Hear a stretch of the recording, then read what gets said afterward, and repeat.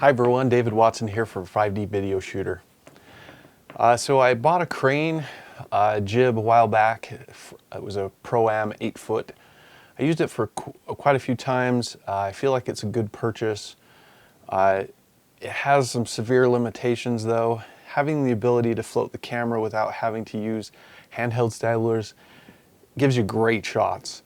The thing that I don't like is that keeping the crane stable almost required actually holding on to the end of the crane, and even sometimes I'll put a tripod head on the end of it to get smooth pans and tilts.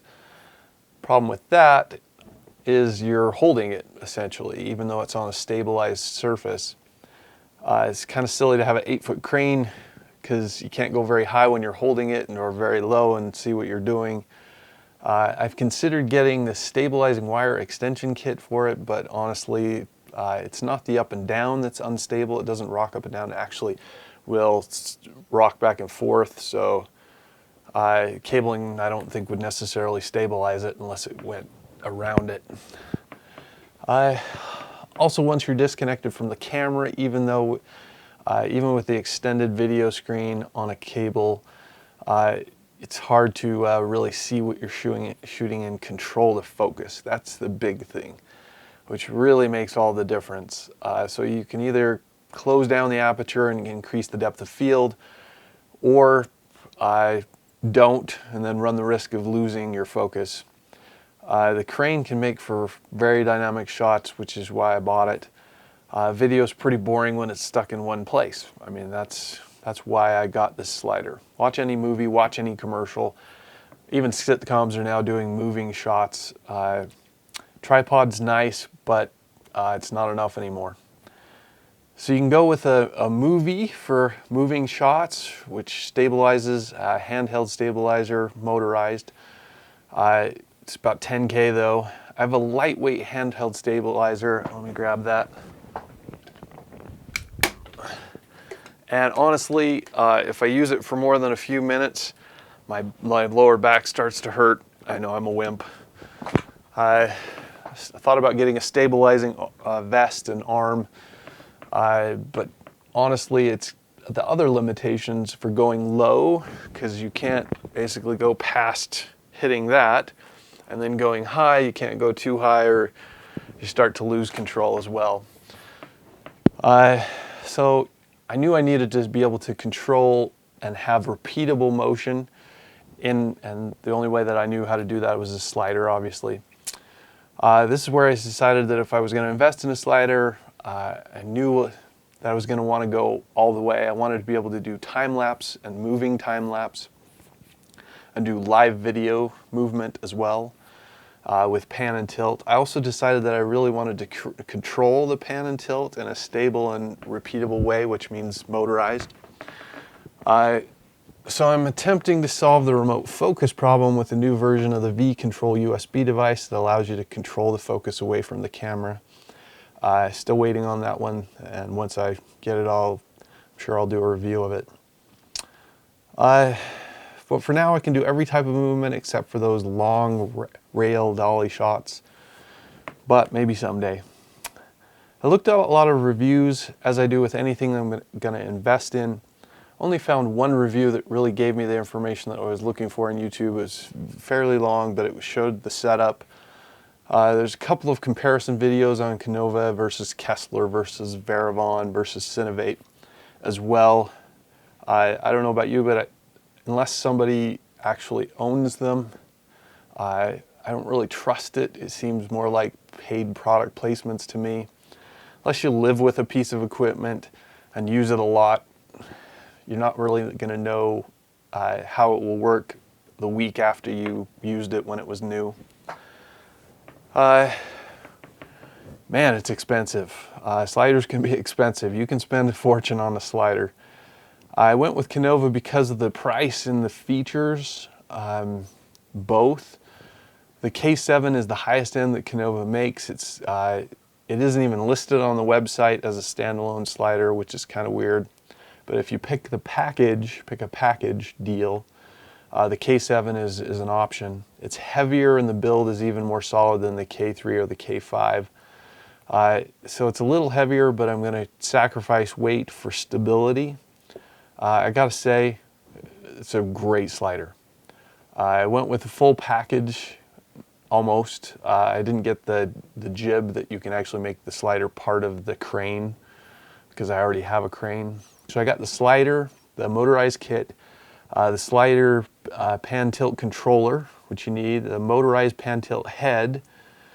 This setup is going to be several $1,000s more anywhere else that you look at it.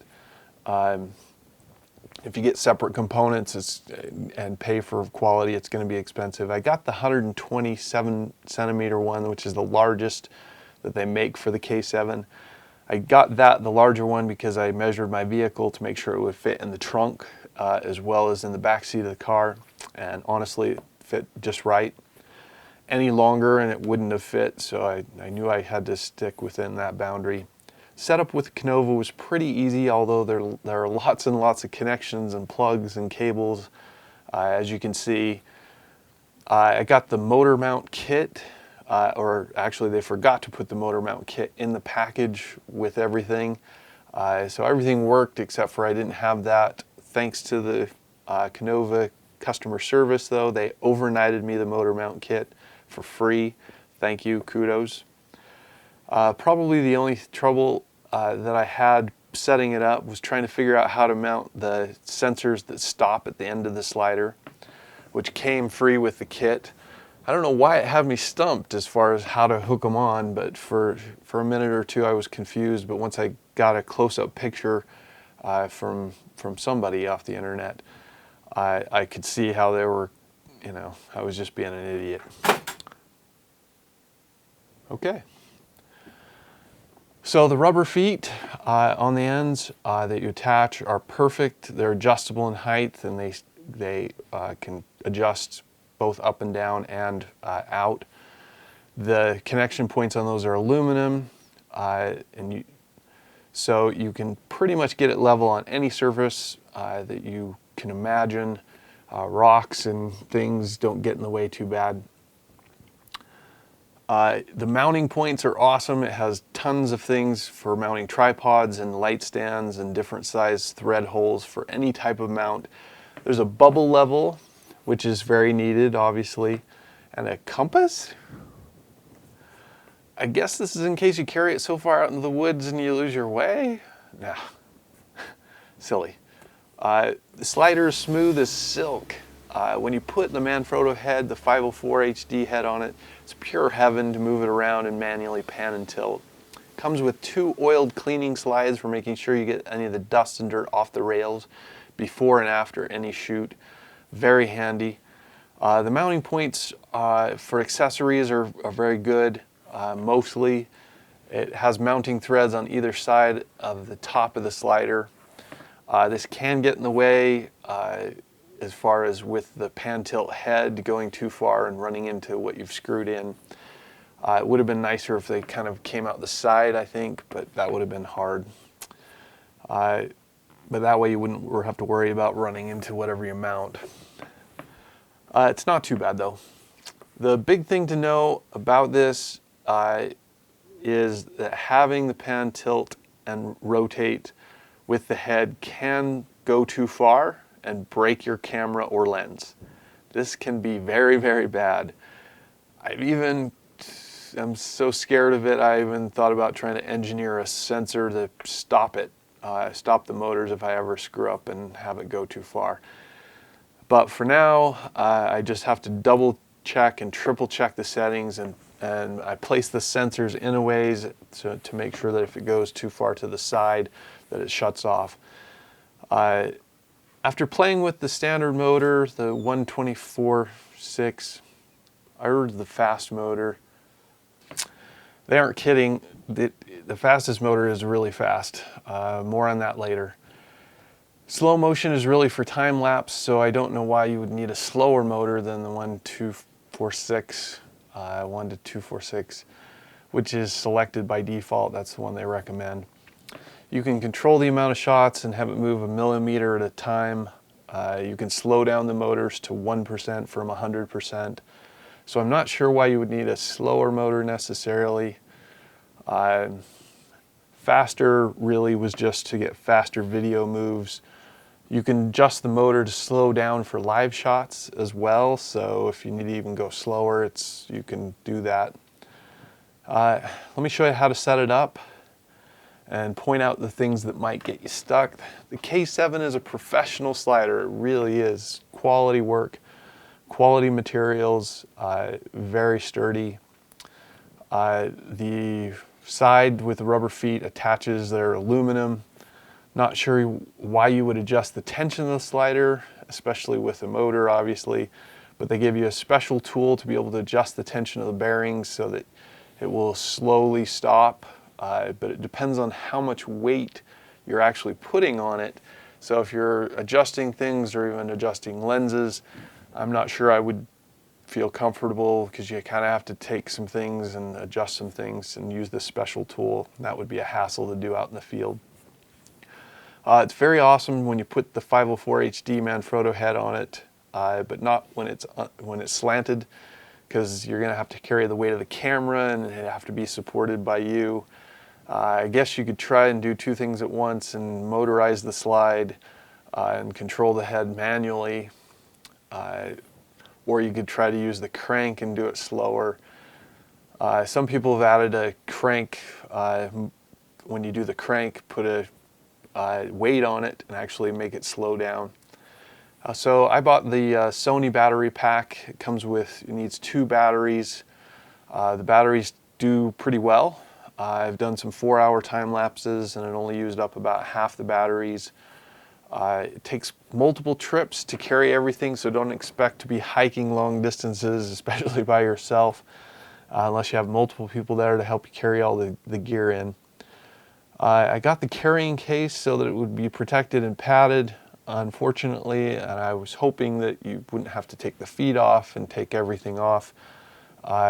Even the motor you have to take off. So you have to basically take everything apart and then pack it up, and then you have to put it all back together. I was hoping the bag would be a little bit bigger so that you could keep at least the feet on and maybe some other things. So putting it together isn't bad. It takes you about 5 to 10 minutes, especially once you do some of the testing that you want to do to make sure that you've got everything set up correctly and that the motor settings are correct in the interface. I've seen several videos about the kit and all the components, and there was some confusion from the website and other videos as to why and what to buy, especially since the pictures don't really line up great on the website. I think some of it's getting lost in translation from Korean. The LCD interface on the controller leaves some things to be desired. It abbreviates a lot of things, just RF and LF, and from a consistency, some of the things menus are linked. It's hard to really learn and possibly easy to forget over time. But I've been able to make a mental memory map of what to choose and why in the settings that I use it in, mostly because I don't want to break the camera or lens when using it. So I practiced quite a bit to make sure that I don't. A few problems when panning and then adding tilting speeds at the same time. It seems to, if you tilt and set a speed and then you add a pan, it modifies how fast it goes. I'm not sure why and what. So look out for that. So the RF setting is to make it start and stop slowly and keep it smooth. That's pretty easy and works really well, especially when you're at 100% full speed. Even better when you're using a 1/50th motor. It ramps really nicely so that you don't get any fast jerky motion. The only thing that I find limiting right now is the speed of the pan and tilt motor. So it's not quite fast enough for some fast moving videos if you're going across something or trying to follow someone. I recall a YouTube video somewhere where I think you can replace the pan tilt motors in the pan tilt head, but maybe I haven't been able to find them again. I don't know what happened. So I did screw up time lapse when I thought the setting for reverse, because I like to use the joystick in reverse setting. It just makes more sense to me, like in video games. But I thought it would reverse it in the time-lapse mode as well, so I set it to tilt down instead of up, and it didn't reverse it, so that's something to watch out for. All in all, great investment. Not a perfect by any means, but good. Slider is great. The pan tilt head for the money is great, but it's not huge, so I wouldn't give it a great. It's good. So having moving video is what makes videos pop. This is a great combination, as long as you don't screw it up or do something that breaks your camera. So that's my review of the Konova K7. If you like these videos, there's more reviews on my channel. If you like to see future reviews, please subscribe. Thanks.